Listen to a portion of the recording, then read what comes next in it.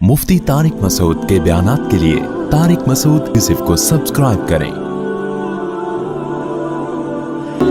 हदीस में आता है रसूलुल्लाह सल्लल्लाहु अलैहि वसल्लम ने फरमाया, जिस शख्स को जहन्नम में सबसे आखिर में निकाला जाएगा और उसको सबसे कम दर्जे की जन्नत मिलेगी, तो अहले ईमान जो है ना, ये हमारा अकीदा है, कुरान और सुन्नत ने बयान किया है कि जो ईमान वाले लोग हैं सज़ा खाने के बाद बिल आखिर वो जहन्नम से निकलेंगे।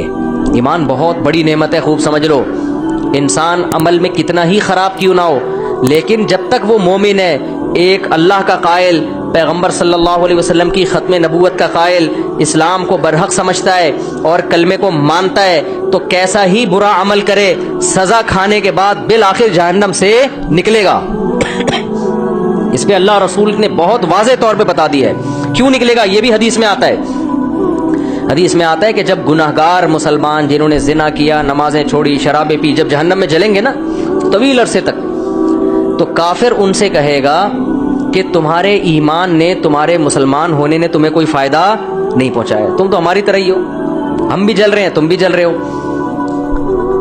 हम तो गैर मुस्लिम थे, तुम मुस्लिम हो, तो तुम्हारे मुस्लिम होने का शनाख्ती कार्ड में बस तुमने मुसलमान लिखवा लिया था, तो फायदा क्या हुआ? तुम भी वही, हम भी वही, तो तुम खुदा को मानते थे, इससे तुम्हें मिला क्या? नबी सल्लल्लाहु अलैहि वसल्लम ने फरमाया, जब काफिर मुसलमान को ये ताना देगा, अल्लाह को गैरत आएगी, गजब आएगा, और अल्लाह कहेगा ये कैसे हो सकता है कि जो मुझे मानते थे, जो मेरे हबीब सल्लल्लाहु अलैहि वसल्लम पर और पैगंबरों पर ईमान रखते थे, जो मूसा को अल्लाह का नबी मानते, ईसा को अल्लाह का नबी मानते, इब्राहीम को अल्लाह का खलील मानते, आदम को अल्लाह का नबी मानते, मोहम्मद सल्लल्लाहु अलैहि वसल्लम को अल्लाह का नबी मानते, कुरान को मेरा कलाम मानते, जो मानते थे नमाज पढ़नी चाहिए पढ़ते नहीं थे, जो मानते थे शराब नहीं पीनी चाहिए पी रहे थे, लेकिन मानते थे पीनी नहीं चाहिए, उसको अच्छा नहीं करार देते थे। ईमान किसे कहते हैं? बुराई को बुराई समझो आप।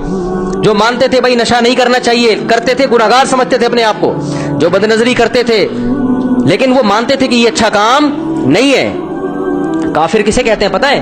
बुराई करता है और कहते हैं इसमें हरज क्या है, इसको काफिर कहते हैं। शराब पीता है, बोलता है भाई मैं पीता हूं, तेरे को क्या तकलीफ है? पीता हूं तो क्या है, इसमें क्या खराबी है? ये तो मौलवियों ने बोला है कि नहीं पियो नहीं पियो। इसे क्या कहते हैं? ये मुसलमान है, काफिर है? बोल लो ना यार, क्या हो गया यार? गुनाह को हलाल समझ के करना, गुनाह को बुरा समझ के ना करना, ये अमल क्या कहलाता है? कुफर। माँ बाप को ओल्ड हाउस में जमा करा दिया, जैसे होता है बाहर मुल्कों में, बूढ़ा हो गया, अब्बा चल भाई तू ईदी सेंटर में जा यार, उनसे बोलो यार ये गलत है नहीं करो, तो कह रहे हैं क्या इसमें यार, वो वहां ज्यादा अच्छी केयर हो रही है उसकी, तो इसमें क्या है? बाप से बदतमीजी से बात कर रहा है, उसे बोलो भाई, आज किसी को बोलो, कह रहे क्या है मेरा बाप है, तुझे क्या तकलीफ है? इसका मतलब ये बुराई को क्या कर रहा है? अच्छा समझ के कर रहा है। और एक वो होता है कि इसको काफिर कहते हैं। एक वो होता है जब आप हिंदुओं में बयान करो कि गर्लफ्रेंड मत बनाओ, कहने क्यों नहीं बनाए भाई, क्या है गर्लफ्रेंड में, क्या खराबी है? तो बुराई को वो क्या समझ रहे हैं? उसको बुराई नहीं समझते। मुसलमान ने गर्लफ्रेंड रखी हुई है, उसको बोलेंगे भाई ये हराम है, तो उसको थोड़ा सा निदामत का एहसास होगा, यार काम में क्या कर रहा हूं, गलत। निकाह पैगंबरों की सुन्नत है, गर्लफ्रेंड रखना ये काफिरों की सुन्नत है, जिना करना ये गंदा अमल है, ये पाकीज़ा अमल नहीं है।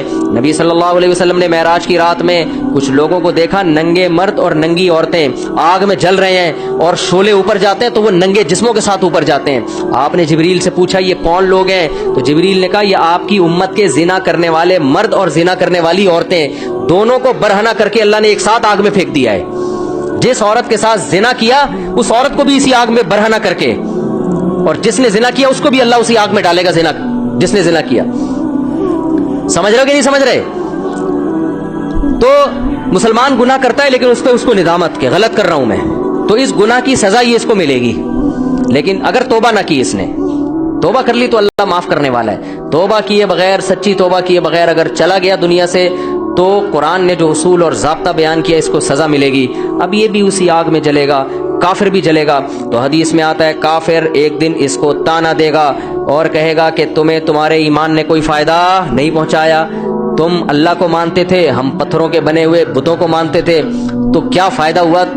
तुम भी हमारी तरह जल रहे हो और हम भी तुम्हारी तरह। तो अल्लाह को गज़ब आएगा, अल्लाह को गैरत आएगी कि मेरे मानने वाले जो बुराई को बुराई समझा करते थे और मुझसे तौबा इस्तिग़फ़ार किया करते थे, उनको मैं कैसे उन लोगों के बराबर छोड़ दूं जो मेरा इनकार किया करते थे। हदीस में आता है अल्लाह ताला फरिश्तों से कहेंगे कि जिसने जिंदगी में कभी कोई नेकी की हो उसको जहन्नम से निकाल दो।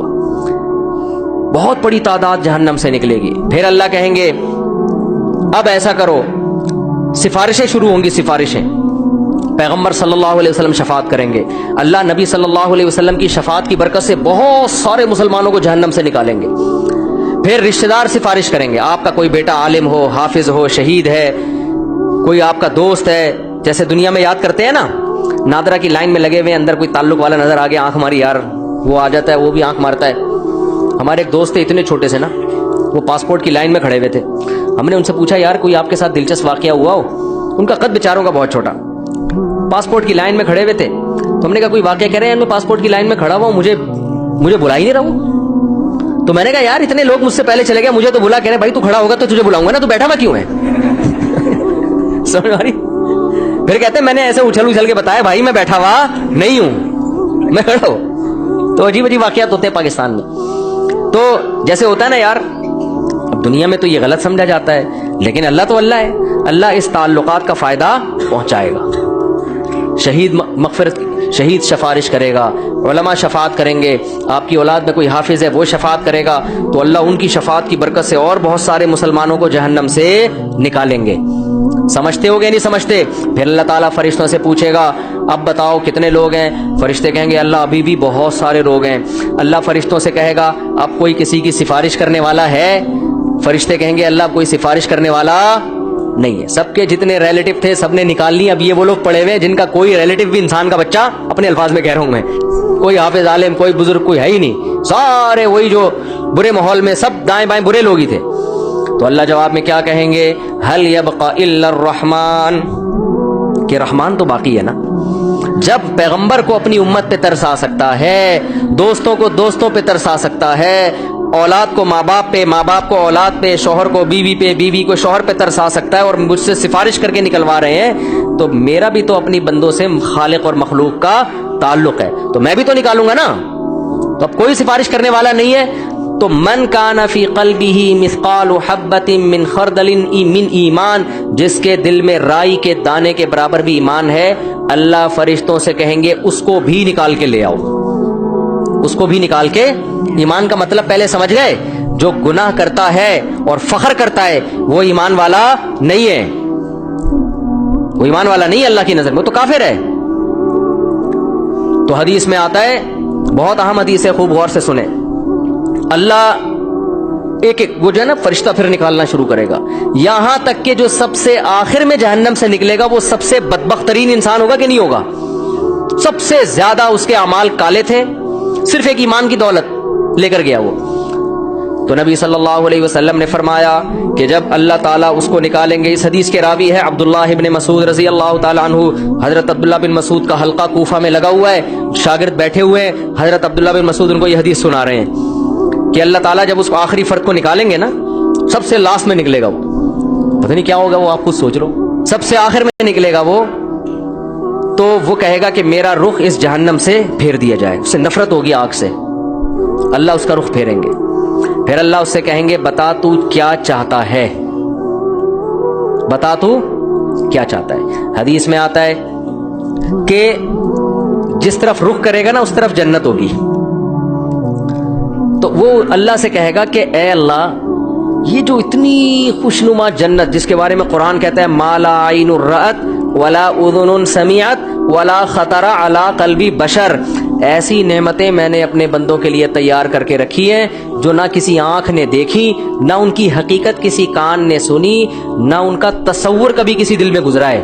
آپ عیاشی کا تصور کرو نا, آپ کا تصور جہاں جا کے ختم ہوگا نا, جنت اس سے بھی اوپر کی چیز ہے. حدیث میں آتا ہے عبداللہ بن مسعود رضی اللہ تعالیٰ عنہ فرماتے ہیں کہ جو سب سے آخر میں جہنم سے نکلے گا, اللہ اس سے پوچھیں گے بتا کیا چاہتا ہے. وہ کہے گا اے اللہ یہ جو جنت کی ہوائیں آ رہی ہیں بس اس کے قریب تھوڑا سا مجھے لے جا, مجھے تیرے جلال کی قسم اس کے علاوہ تجھ سے میں کچھ بھی نہیں مانگوں گا. اللہ کہیں گے وعدہ کر, حدیث کا مفہوم اپنے الفاظ میں پیش کر رہا ہوں کہ مزید کچھ نہیں مانگنا.